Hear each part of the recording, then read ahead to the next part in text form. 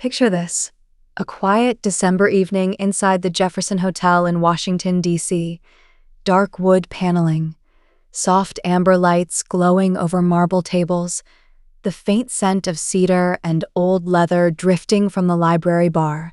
A pianist plays slow chords in the lobby while political staffers whisper over their drinks. It looks calm, it feels calm, but the calm is deceptive. As a strategic economist, I have learned that environments like this can mislead even experienced investors. Welcome to Finance Frontier, where markets meet intelligence and where we translate chaos into clarity. We chose this hotel for a reason. It sits 5 minutes from the Federal Reserve and even closer to the conversations that never make it into the minutes. December here carries its own tension. A month when markets price certainty, but the people making the decisions are operating without it. The SPX closed at 6,849. The Nasdaq 100 closed at 25,435. Gold sits at 4,218. And volatility measured by the VIX holds at 16. Calm on the surface, but fragile underneath. And this month begins with an unprecedented constraint. The Federal Reserve walks into the December 10th meeting without the October or November CPI prints. The shutdown created a data blackout. The Fed is driving without headlights. The market is betting on a cut. And both sides are preparing to act without the visibility they usually depend on. This is December's defining feature. A month when the price looks confident, but the information is missing. You know why this hotel gets under my skin? As someone who spends every day in hedge fund rooms, I can feel the disconnect instantly. The Jefferson is designed to look stable: heavy chairs, heavy floors, heavy certainty. But every conversation happening around us right now is pure speculation. Everyone here is pretending they already know what Powell will do next week, and none of them have the data to justify that confidence. Markets are pretending they have clarity. They do not. Traders are acting like this month is automatic. It is not. It is a bet in the dark, with thin liquidity, with a Fed that cannot see the road, with a CPI print landing 8 days after the decision. That setup is not calm. It is loaded. December is either a soft landing victory lap or the moment the rally exposes its blind spots. Confidence is high because everyone is bored, and boredom makes people blind. From the quant side, this location actually explains the month perfectly. In my models, missing data is not just a blind spot, it's a volatility amplifier. December usually follows a clean sequence. The Fed sets direction, then CPI validates it, then liquidity fades into year-end. But this year, that order is disrupted. The data vacuum comes first, the Fed decision comes second, the CPI print arrives third, liquidity thins rapidly after mid-December. This creates a nonlinear reaction path, where small surprises have large consequences. Right now, the market is stable, but stability without clarity behaves differently. Dealers widen their hedging ranges. Funds carry lighter exposure because they cannot model the inflation trend. The system is balanced, but not anchored. It can handle a small shock, but not a medium one, and certainly not a large one. This place is the perfect metaphor. Everything looks composed and intentional, but underneath nothing is certain. So as we walk into December, here is the truth. The calm is real, but the calm is fragile. The market has chosen optimism. The Fed has chosen caution, and the data will choose the winner. That is the setup. That is the tension. And that is the story we are about to unpack. Subscribe on Apple or Spotify. Follow us on X, and share this episode with a friend. Help us reach 10,000 downloads. Help us keep the Finance Frontier AI series in business. The longer we sit in the Jefferson, the clearer it becomes how perfectly this place mirrors the market. Calm on the surface, complexity underneath. If you look only at the headline signals, the market appears stable. The VIX holds near 16. Treasury volatility measured by the MOVE index has drifted toward a 3-month low. Credit spreads look orderly with investment grade barely widening and high yields still behaving. Dealers remain long gamma, which normally keeps price pinned within a narrow range. On paper, it all looks like a picture of balance. But balance in December is often an illusion created by the thinning of liquidity rather than the strength of the system. Liquidity conditions quietly weaken every day after Thanksgiving. Trading desks shrink, funds de-risk incrementally, market depth falls. And yet, this mechanical decline in participation often reduces volatility readings, which tricks investors into believing conditions are safer than they truly are. The calm is not confirmation. It is a side effect of fewer people trading. And that distinction is critical because it changes how each market signal should be interpreted. When volatility is low because liquidity is high, it is reassuring. When volatility is low because liquidity is disappearing, it is a warning. And that is exactly what I see right now. Everyone talks about the VIX like it is the heartbeat of the market. But in December, the VIX becomes a mood ring. It reflects how little is happening, not how safe anything is. You can feel it. This is not real calm. This is exhaustion. This is traders waiting for the Fed and the CPI with their arms crossed because they know that taking a big position now is just gambling with a blindfold on. When I talk to people on the hedge fund side, they all say the same thing. No one wants to stick their neck out. The rally has gone too far to short, but the uncertainty is too large to add aggressively. So everyone hides in this fake stability. And the lower volatility goes, the more confident the retail crowd becomes, even though the professionals are doing the opposite. That divergence between sentiment and positioning is always a red flag. It means one side is pretending the calm is real, and the other side is betting that it is not. And look at gold. 4,218. That is not a calm market. That is not a system in balance. Gold does not make all-time highs when everything is fine. It makes highs when the surface is quiet, but the foundation is shifting. Gold at these levels with the VIX at 16 is not a contradiction. It is a message. It says the market is pricing uncertainty. It is just doing it in a place most people are not looking. The mechanics reinforce everything you're pointing to. In a normal month, volatility declines when market makers are comfortable absorbing order flow. But in December, volatility often declines because order flow itself collapses. When fewer transactions take place, price appears stable because there is not enough volume to test the structure. It is the difference between structural calm and statistical calm. One is earned, the other is accidental. And there is another structural element at work. Dealer positioning is long gamma in the index complex, which normally compresses intraday swings. But that compression only holds as long as order flow stays light. If a piece of data or a single unexpected headline forces dealers to hedge aggressively in a thin market, the price impact becomes much larger than it would in October or June. Liquidity determines magnitude. In December, the multiplier grows.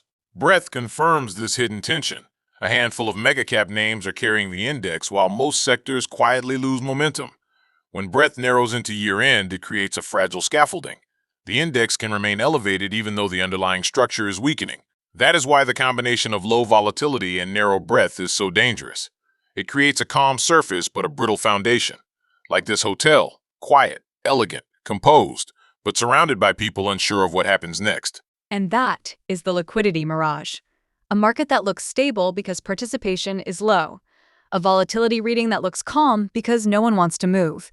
A credit market that looks balanced because spreads widen internally before they widen externally. None of this is inherently bearish, but all of it is misleading if read at face value. December is tranquil, not because risk disappeared, but because uncertainty froze it. That distinction will matter the moment the first powerful signal hits. So before we move to the next segment, remember this. Calm in December is not confirmation. Calm in December is a warning, and the quieter the market becomes, the louder the next surprise will sound. The closer we get to the December 10th meeting, the more unusual this setup becomes. Normally, the Federal Reserve enters a decision week with 2 months of inflation data in hand. This time, the October and November CPI reports are missing. The shutdown erased the visibility policymakers rely on, so the Fed faces a paradox. The market expects a cut. The economic trend argues for caution, and the institution itself is operating with a blind spot that would make any economist uneasy. From a policy standpoint, the risk is not the cut. The risk is the communication around it. The Fed knows that cutting without clear inflation data can send the wrong signal. If they sound too confident, they risk easing financial conditions prematurely. If they sound too cautious, they risk triggering the opposite reaction, where investors question whether the Fed really believes inflation is under control. This is why the term hawkish cut has re-entered the vocabulary. A cut that is delivered but paired with language that signals hesitation. And that kind of message is exactly what tight liquidity dislikes. And that is where the trap sits. This is the one meeting where a cut can raise volatility instead of lowering it, because the market is not listening for the action. Everyone already priced that in weeks ago. Traders are listening for the tone. They want reassurance. They want conviction. They want Powell to say that the path forward is clear, even though everyone in this hotel knows the Fed does not have the data to say that honestly. So Powell has to thread a needle without a map, and the market is not going to be patient about it. Think about how rare this is. The Fed is about to make a decision that will shape December and set the tone for Q1 without knowing where inflation really is. They have September. That is it. If you are running a hedge fund, you cannot model a month like this the same way you normally would. A cut could spark relief, or it could trigger a sell the fact move because the message is too balanced and traders were hoping for clarity they never get. That is the trap. Expectations are too high and visibility is too low. And do not forget something else. Every macro desk I talk to is already positioned light.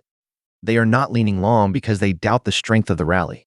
They are not leaning short because the technicals are too strong. So they sit in the middle and wait for Powell to tell them what the next 3 months look like. But Powell cannot do that. Not honestly. Not without the missing data.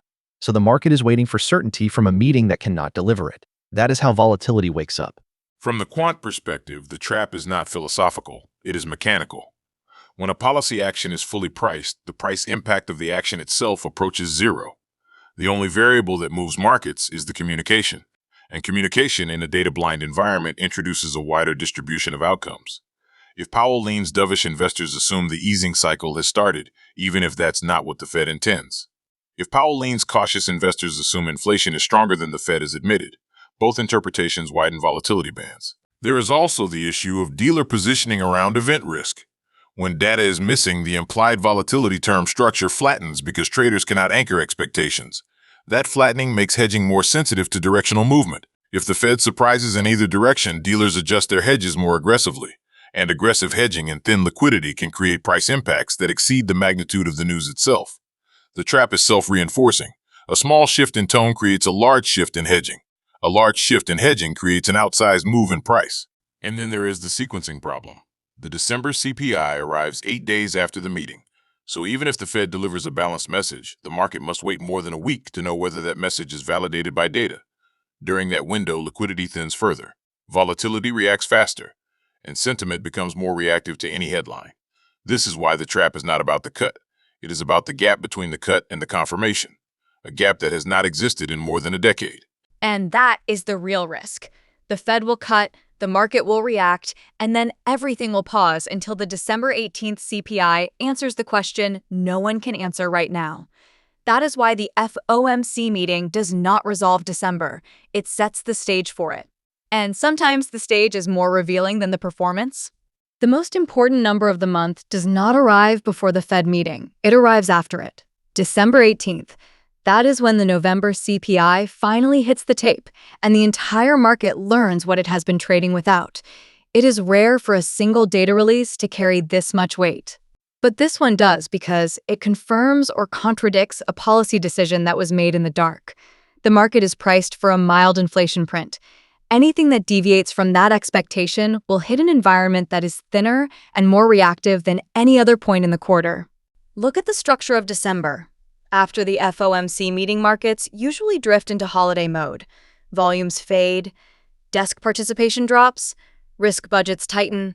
But this year, the most potent piece of data sits right in the middle of that fade. If the number comes in close to expectations, the market breathes. If it comes in cool, the market rallies. But if it comes in hot, it collides with a system that is not prepared to absorb a shock. That's what makes this print so asymmetric. The same number in September would have been noise. In December, it is leverage. And the crazy part is that everyone knows it. Every trader I talk to keeps saying the same line. Wait for the 18th, because they know the Fed will cut on the 10th, but they do not know if that cut will look smart or foolish 8 days later. That is the tension.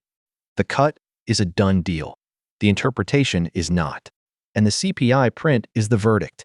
If it comes in cold, this rally does not just continue. It accelerates because it validates everything the market has been front-running since October. But if it comes in hot, the whole thing flips. The cut becomes a mistake. The narrative becomes a policy error. And nothing reprices faster than confidence. This is why December is a trap for everyone who confuses quiet with safety. The surface is calm, but the structure is unstable. When volatility is compressed this tightly, It takes very little to release it. A single hot number could push the VIX from 16 into the low 20s within hours because there is no liquidity cushion to soften the blow. The dealers will hedge. The hedging will push price, and the price movement will force more hedging. You get a feedback loop in a month that cannot support one. That is the danger. You can see it in the expressions of the people around us. Every person sitting in this hotel is watching the same indicators: treasury curves, break-evens, credit default swaps. They all know that one print can shift the tone for the first quarter. Yet the index levels do not reflect that risk at all. They reflect hope. The belief that the data will cooperate simply because the market wants it to. That is not analysis. That is desire dressed as certainty. And December punishes that mindset harder than any other month. Mechanically, the CPI reveal is the fulcrum of December, not because it is guaranteed to shock the system, but because it arrives when the system is least able to interpret or absorb it. If the print is in line, the probability distribution remains stable. The asymmetry shows up in the tails. A cool print tightens rate cut expectations for early next year and compresses risk premiums further. A hot print does the opposite. It expands the distribution rapidly because it forces traders to revise forward inflation assumptions in an environment where liquidity is already thin. This is how the sequence works. The Fed cuts. The market reacts cautiously. Liquidity thins. Then the CPI number forces an update. In quant terms, that update is not smooth. It is nonlinear because all the adjustments that should have been spread across 2 months must be compressed into one day. When that happens, hedging flows become the dominant force. Not sentiment, not fundamentals, not even the policy stance. Just the mechanical process of adjusting exposures in a thin market. That is why the magnitude of the move will exceed the magnitude of the surprise. There is also the timing element. December 18th is late. Too late for most funds to change their year-end positioning without blowing through risk limits. Too late for long-only managers to rebalance without costing performance. Too late for macro funds to reposition without taking on unwanted leverage. That lateness turns a normal data point into an event. A cold print becomes fuel. A hot print becomes friction. And the market has no way to absorb either gently. So the CPI reveal is not simply an inflation update. It is the moment the market discovers whether it has been trading in the right direction or the wrong one. And because of the timing and the structure, that discovery will not be quiet, it will be decisive. And everything that follows in December will reflect that. Now that we have mapped the risks, the structure, and the sequencing, it is time to put the numbers on the table. December is not forecasting a collapse, and it is not forecasting a breakout. What it is forecasting is modest upside with elevated sensitivity. The base case for the SPX is a 2% gain, which pushes the index towards 7,000. The base case for the Nasdaq 100 is closer to 4%, which places it near 26,300. These are not heroic targets. They are sober reflections of a market that is balanced, cautious, and waiting for confirmation rather than chasing it. The logic behind these targets is simple. The economy is stable enough to support modest equity appreciation. Corporate earnings are not accelerating, but they are not deteriorating either. Treasury yields have softened compared to October, which eases some pressure on valuations. And even with the missing CPI data, the trend since summer suggests inflation continues to glide lower at a slow but steady pace. None of these factors justify a melt-up, but they do justify measured gains as long as December's signals stay within their expected bands. But let us be honest about what this really means. These targets only work if nothing breaks. 7,000 on the SPX is not a celebration. It is a holding pattern. It is the market saying, fine, we survived the year. We trust the trend just enough to keep prices above the line. But there is no conviction in that number. It is a tentative outcome in a month that rewards caution more than confidence. The only reason we are not talking about downside is because the liquidity freeze makes it hard for sellers to push, not because the fundamentals transformed in the last few weeks. When you say 2% upside on the SPX, what you're really saying is this. The rally has run out of emotional fuel. The market wants to believe in the disinflation story, but it has already priced it. The market wants to trust the Fed, but the Fed is operating without data. The market wants confirmation in the CPI, but that confirmation is delayed until the back half of the month. So price drifts. Not because the story is bullish, but because the story is incomplete. The 2% is the cost of waiting. The 4% on the Nasdaq is the cost of momentum. Neither is conviction. Both are inertia. And do not underestimate the emotional component here. Every trader knows December carries career risk. If they chase too aggressively, they risk ending the year with a misstep. If they fade too aggressively, they risk missing the final leg of the rally. This creates a kind of forced neutrality that lifts price slightly but never decisively. That is the story behind the forecast. Not exuberance, not fear, just indecision hiding under the appearance of strength. Mechanically, the base case target is the midpoint of the distribution. The model that produces 7,000 for the SPX and 26,300 for the Nasdaq is balancing three factors. First, the structural liquidity decline, which reduces both upside and downside magnitude. Second, the policy sequencing, which introduces uncertainty but not directional conviction. And third, the positioning dynamic, which leaves most allocators in a light risk stance that is supportive but not aggressive. These forces combine to produce a narrow band of expected returns. There is an important nuance. The base case is not the average of all outcomes. It is the most probable single path. The tails are unusually wide this month, but the center of the distribution remains tight because neither bulls nor bears have enough evidence to dominate the narrative. That is why the model produces two modest upside targets rather than a symmetrical range. The risks skew in both directions, but the path of least resistance is still upward until proven otherwise. Momentum carries the Nasdaq, earning stability carries the SPX, and hesitation carries everything else. We also need to consider the correlation structure. When liquidity thins, cross-asset correlations tend to rise. This means downside shocks propagate faster, but upside drift propagates slowly. As long as the CPI does not deviate dramatically from expectations, the market should follow the drift. That is what the 7,000 and 26,300 targets represent. Drift, not conviction. Drift, not euphoria. And drift is the most honest interpretation of the year-end mechanics. So the December forecast is this: a market that rises slowly, a Nasdaq that rises slightly faster, a path defined by caution more than clarity, and an environment where moderate upside is the default, not because the story is perfect, but because the alternatives have not presented a strong enough case. The numbers are not ambitious. But in a month like this, ambition is not the objective. Survival is. The final step before we run the simulation is to map where capital is most likely to move if December shifts unexpectedly. Rotation is not a prediction. It is a flow pattern. A record of where institutional money hides when uncertainty rises and where it reappears when clarity returns. Right now, the rotation map is uneven. Defensive sectors are starting to attract steady inflows: utilities, healthcare, large-cap energy. Not aggressively, but consistently. Meanwhile, money is quietly rotating out of unprofitable tech and smaller high-beta names. It is not a stampede. It is a slow migration away from exposure that cannot defend itself in a thin month. You can also see it in the Treasury market. Demand for shorter duration paper is firming while long duration remains sensitive.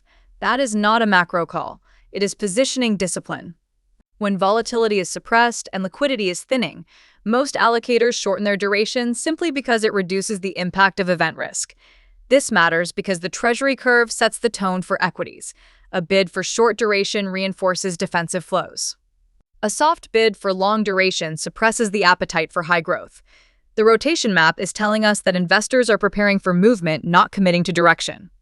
And the scary part is how quiet it looks. The rotation is not obvious until you dig under the index. If you only watch the SPX, you think nothing is happening. But if you watch single stock flows, you see the truth. Money is slowly walking out of the riskiest corners of the market. Not running, just walking. Reducing exposure to software names with no profitability. Pulling back from speculative AI plays that depend on perfect conditions. Letting go of the beaten-down cyclicals that need clean data to justify fresh risk. You do not see panic. You see discipline. That is the tell. And look at the insiders. They are not buying. They are selling. Not aggressively, but consistently. Whenever you get a soft upward drift like this with rising insiders selling it, usually means the people closest to the fundamentals do not trust the price. They trust the trend, but not the reasoning behind it. That is what insider selling means in a month like December. It is not a bearish signal. It is a caution signal. A reminder that momentum is carrying the index more than conviction is. And then there is energy. Quiet, but strong. Energy is the sector people drift to when they want exposure that does not collapse when volatility wakes up. It is the sponsor of stability, the adult in the room.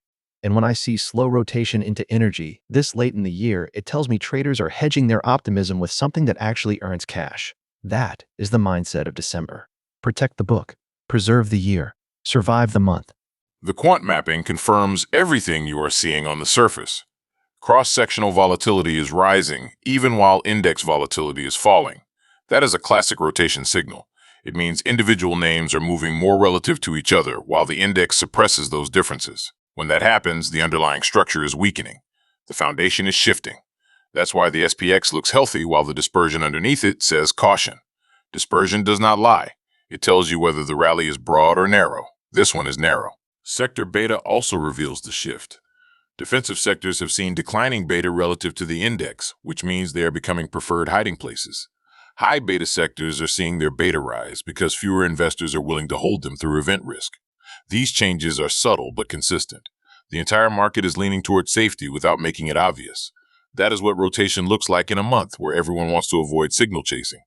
It is a steady repositioning that only becomes obvious in hindsight. There is also a notable pattern in factor flows. Low volatility and quality factors are attracting interest. Growth at reasonable price is stabilizing. High leverage and speculative growth are weakening.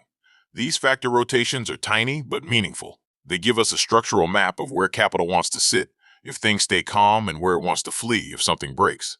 And in December, that is exactly the map you need, not to predict direction, but to navigate the turns. So the rotation map leads to one conclusion. The market is not preparing for collapse. It is preparing for impact. If the CPI cooperates, capital remains where it is with modest drift toward growth. If the CPI surprises higher, capital does not have to decide where to go. It has already chosen the path. Defensive sectors, quality balance sheets, short duration, energy. And if nothing breaks, the result is simply a calm month with quiet winners and quiet losers. That is the rotation map of December. A plan drawn not in confidence, but in caution. The Jefferson feels quieter tonight. The city outside is steady, the marble floors here are still cool underfoot, and the candles in the lobby have burned low. December always arrives with this strange mix of clarity and tension. What looked explosive in summer now looks uncertain. I think this is the part most investors underestimate. We are not forecasting feelings. We are forecasting reactions to evidence. December is not about vibes. It is about the fact that the market is flying straight into a blind corner. No October inflation. No November inflation until after the Fed decides policy. A cut is priced. A perfect landing is priced. Sentiment is priced. AI is priced. And yet the price still wants more. And this is why December matters, because it becomes a purity test for conviction. A rate cut without clarity means liquidity arrives before validation. A neutral cut means you get liquidity with uncertainty. A hawkish cut means you get liquidity with doubt. All three outcomes produce different rotations, but they all converge on one fact. December is not the victory lap. It is the audit. The audit is what forces capital to show its real preferences. If the Fed is clear, capital will move quickly. If CPI confirms disinflation, capital will melt back into growth. If CPI runs hot, the market will punish the optimism that overstayed its welcome. If geopolitical tensions flare, capital will sprint to safety. And if liquidity dries up in the final week, the market will expose who is overconfident and who is prepared. So here it is, the clean frame. We expect modest upside, around 2% on the SPX, around 4% on the Nasdaq 100. That is the map. That is the directional call. But the key is why. Thin liquidity, a rate cut that is 90% priced, a CPI release that has to confirm the story, and a market that knows it cannot afford a policy error. December is a test of persuasion, not a test of hope. And this is the thing people forget every year. December is not 1 month. December is 2 markets separated by 1 data release. The first half is speculation. The second half is truth. If the truth matches the speculation, the rally extends. If it contradicts it, the rally unwinds. That is the probability map, and it is cleaner than most investors think. So as we close this episode, take this with you. The market does not reward the loudest narrative. It rewards the narrative that survives contact with reality. The rally from June to October was narrative. November was hesitation. December is verification. And markets always reprice around verification. That is not fear. That is structure. And structure is what keeps investors alive. If you understand December, you understand the year that follows it. If you understand how capital behaves in blind corners, you understand the rest of the cycle. And if you understand how liquidity moves when clarity returns, you understand the edge. That is why we do this. That is why this series exists. And that is why the next episode is already writing itself. If this episode helped sharpen your thinking, subscribe to Finance Frontier AI on Apple Podcasts and Spotify. Leave a 5-star rating. It takes 5 seconds, and it helps the show reach the investors who actually care about the truth. And follow at FinFrontier AI on X for real-time charts, macro signals, and our daily forecast updates. And if you want the daily macro dashboard, the asymmetric ideas, and the rotation maps we use to build these episodes, join the 10x Edge.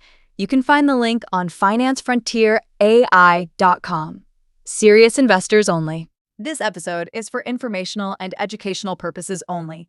Nothing in this podcast constitutes financial advice, investment advice, trading guidance, or a recommendation to buy or sell any security. Always do your own research. All investments carry risk, and past performance is not indicative of future results. Music in this episode, including Not Without the Rest by Twin Musicom, is licensed under the Creative Commons Attribution 4.0 license. Copyright Finance Frontier AI. Unauthorized reproduction is prohibited. AI host mapping. Sophia is powered by ChatGPT 5.1. Max is powered by Grok 4. Charlie is powered by Gemini 3.0.